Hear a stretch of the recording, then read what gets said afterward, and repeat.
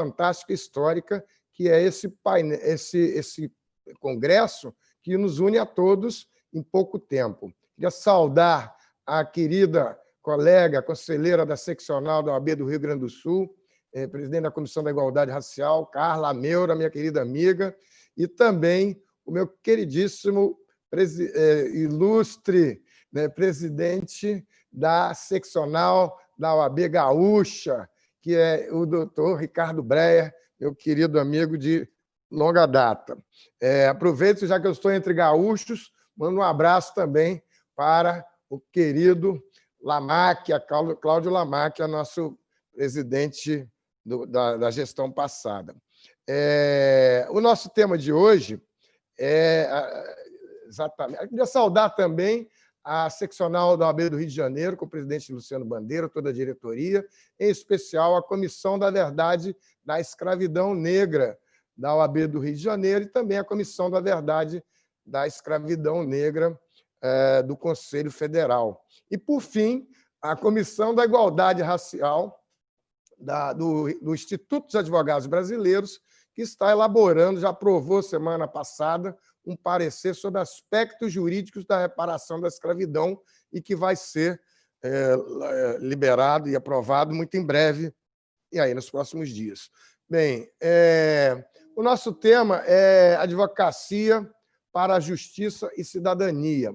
Eu não poderia deixar de abordar esse tema sem mencionar o trabalho que tenho feito nas 3 últimas gestões do Conselho Federal da OAB, que é essa fantástica viagem da reparação da escravidão, a Comissão da Verdade da Escravidão Negra, que mergulha na história do Brasil e vem buscar os heróis da história do Brasil que foram apagados. E, com isso, já lá se vão 18 seccionais das 27. A primeira pergunta é por que nós não temos as 27 seccionais da OAB trabalhando nesse sentido de buscar a história dos antepassados, dos afrodescendentes, que foi apagada da história oficial do Brasil. E aí, o bom de estar entre os gaúchos aqui hoje é que a primeira Comissão da Verdade da Escravidão Negra das seccionais foi exatamente a Comissão Gaúcha, né, que até hoje é presidida pelo presidente Jorge Terra, mas a OAB do Rio Grande do Sul foi a primeira. Assim que o Conselho Federal instalou e aprovou a proposta que foi feita na Conferência Nacional do Advogado de 2014, aqui no Rio de Janeiro, quando era presidente Marcos Vinícius Furtado Coelho, e ele aprovou a proposta que foi feita. Eu era vice-presidente da Comissão da Igualdade Racial e fizemos a proposta de Comissão da Verdade da Escravidão, que era para seguir a Comissão da Verdade da Ditadura, onde foram apurados, o objetivo era apurar os fatos dos porões da ditadura, e sendo que a ditadura foram 20 e poucos anos.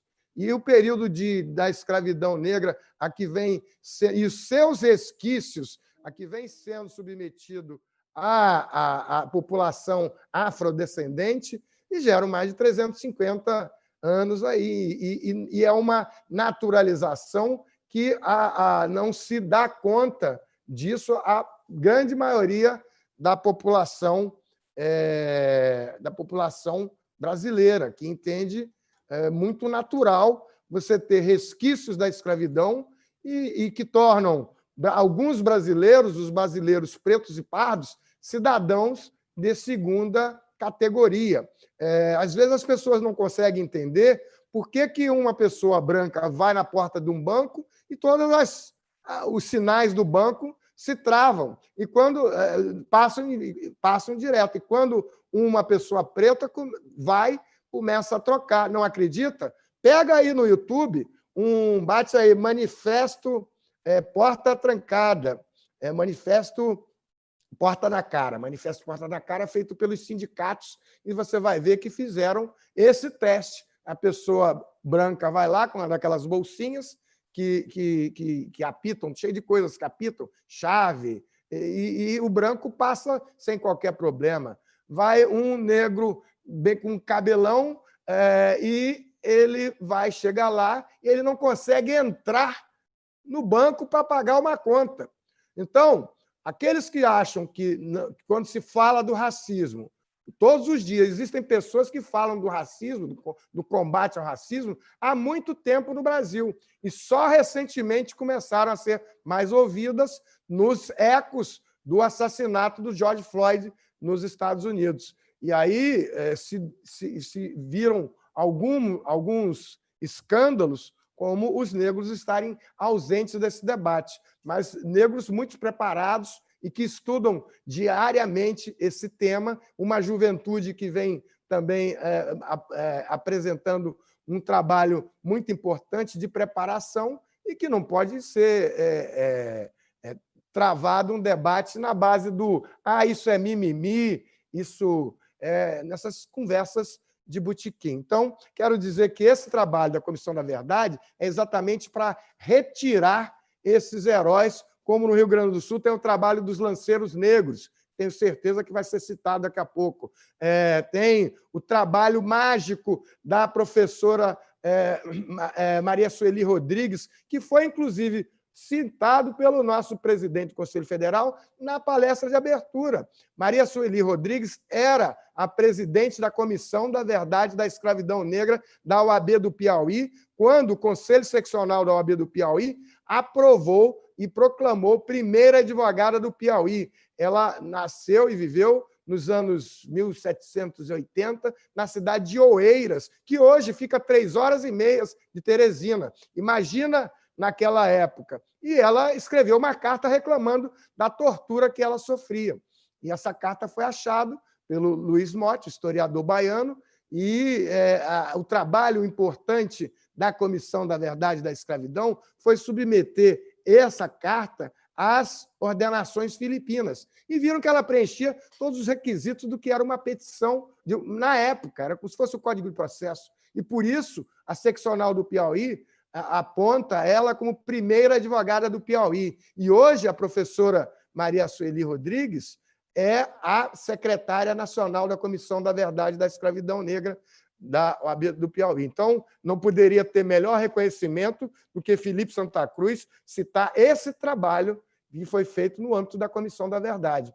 Outro ponto que é muito bom lembrar e que foi objeto da palestra magna que nós tivemos hoje aqui, no primeiro painel, pela professora doutora Lígia Ferreira, acompanhada pela presidente do IAB, Rita Cortez, foi a palestra sobre Luiz Gama. Em 2015, este Conselho Federal, com essa Comissão Nacional da Verdade da Escravidão, entrega uma placa, né, ao Instituto Luiz Gama, na época presidido pelo doutor Silvio Almeida, e aos familiares de Luiz Gama, né, lá no Instituto Mackenzie. Eu saí com uma placa e o presidente Marcos Vinícius saiu com outra e fizemos a entrega lá, proclamando Luiz Gama, que não pôde se formar, não pôde ter reconhecido o seu diploma de bacharel em Direito porque era preto, ele recebe um reconhecimento, mais do que advogado, herói da pátria. E ele hoje é herói da pátria e já foi proclamado em vários lugares, como na OAB do Maranhão, também herói, e mais do que herói, mais do que advogado, herói. Então, a professora Lígia Ferreira hoje discorreu lindamente sobre Luiz Gama, e daí, Luiz Gama, há uma ressurreição. Como foi citado, o ator Delga 6, por minha sugestão, fez uma peça que está há 5 anos em cartaz e só tem financiamento da Ordem dos Advogados. Né? Ele teve na Bahia, ele teve no Maranhão, mas outros lugares não conseguiram financiamento. Então, e os textos dos Luiz Gama eu considero sempre sendo uma ressurreição. Ele é uma das medalhas mais importantes do IAB, e várias seccionais vêm fazendo esse trabalho, não só de apresentação da peça, mas de conhecimento desse trabalho de Luiz Gama. E já que eu estou com o presidente da seccional gaúcha aqui, aproveito para sugerir que se faça isso também lá, porque a gente não vai perder o tempo e a oportunidade. Então, esses trabalhos são importantes, são só esses. A seccional da OAB do Rio de Janeiro vai levar, a Conferência Nacional está adiada, mas ela vai levar, num consórcio de 16 subseções, o trabalho do Manuel Congo, quilombola, insurreito, que foi enforcado aqui, também nos anos de 1780, e fez uma insurreição com mais de 440 quilombolas, e que tem hoje um memorial em Vassouras, é feriado em Mendes, morreu em Pati do Alferes, e eu aproveito para fazer a lembrança, cadê o livro?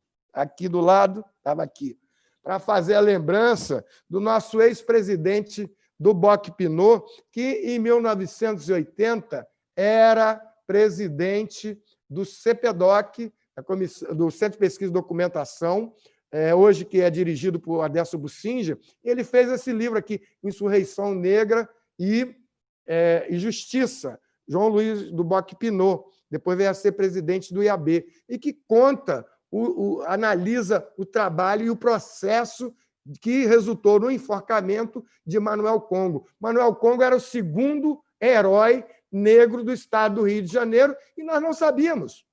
Quer dizer, essas coisas não estão nos históricos escolares, não se ensina essa história do Brasil. E é isso que faz a Comissão da Verdade da Escravidão Negra, além de preparar também as bases para um pedido de reparação, responsabilizando, segundo a metodologia que foi aprovada pelo Conselho Federal em 2014, a coroa portuguesa, a Igreja Católica e o Estado brasileiro, que é responsável pelos resquícios da escravidão que fazem o Brasil se tornar esse fosso abissal, distância entre a população branca e a população preta e parda. As pessoas já nascem com uma diferença. Algumas pessoas precisam fazer muito menos para conseguir os mesmos resultados. Isso não é uma questão econômica, não é uma questão social, é uma questão racial, porque em muitos momentos você consegue transpor a questão econômica, transpor a questão social, e só sobra a explicação do racial. Então, essa advocacia para justiça e cidadania, eu não poderia abordar de uma outra forma que não fosse louvar o Conselho Federal, que me homenageia, né, com a gestão por 3 presidentes seguidos. Eu estou na gestão, acho que deve ser a última, porque ninguém deve ficar eternamente, né, é obrigatório que seja a última, e que venham outras pessoas. Nós aprovamos também um trabalho da Comissão da Verdade da Escravidão Negra do AB do Rio de Janeiro, o censo dos advogados, que saiu há 2 anos atrás, primeiro com a assinatura de Felipe Santa Cruz como presidente da seccional. 2 minutos. 3 minutos para concluir. 3, obrigado. Então, com Felipe Santa Cruz assinando essa proposta de que as seccionais fizessem a proposta de censo, a de referêndum do Conselho Federal. Nós sabemos que as seccionais não podem aprovar sozinhas. Nós temos o regimento. Mas elas aprovando a de referência, isso vai encaminhando para a política. Por isso que eu peço a todos os presidentes das seccionais, na figura do presidente da seccional da OAB do Rio Grande do Sul, que façam essa aprovação a de referendo do Conselho Federal. A prova é o seguinte: tem que ter censo cadastral. Os advogados devem se autodeclarar para que a gente possa justificar as políticas de inclusão. Afinal, nós, OAB, apontamos o dedo para a educação pública, na DPF 186, onde a OAB foi amigo da corte. Apontamos e iniciamos a discussão com a ADC, a Ação Declaratória Constitucional 41, que em 2 anos pacificou a constitucionalidade do emprego das cotas no emprego público federal. Então, primeiro foi na universidade, depois foi no emprego público federal. Nós reclamamos do Ministério Público, reclamamos dos judiciários e eles já têm cotas. E agora? Chegou a hora de apontar o dedo para nós mesmos. E a nossa cara refletida no espelho não é boa. Eu tive a oportunidade de participar das candidaturas negras para o CNMP e com o CNJ no ano passado, na companhia da desembargadora Ivone Caetano, que é diretora de Igualdade Racial. Nós fizemos candidaturas que eram só para dizer que estávamos lá. Não tivemos nenhum voto, mas apontamos o seguinte: não existiam caras pretas no Conselho Federal. Um minuto? Tá bom. Então, eu quero dizer que há 3 propostas para a questão das cotas. Apresentada uma pelo conselheiro federal André Costa, outra pela conselheira federal Fátima Libório e a outra pelo conselheiro Rony Press.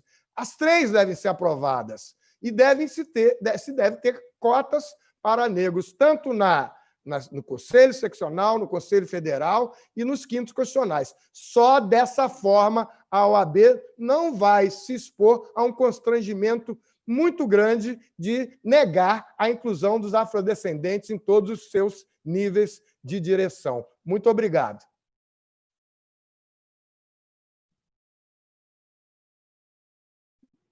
Agradeço, doutor Humberto.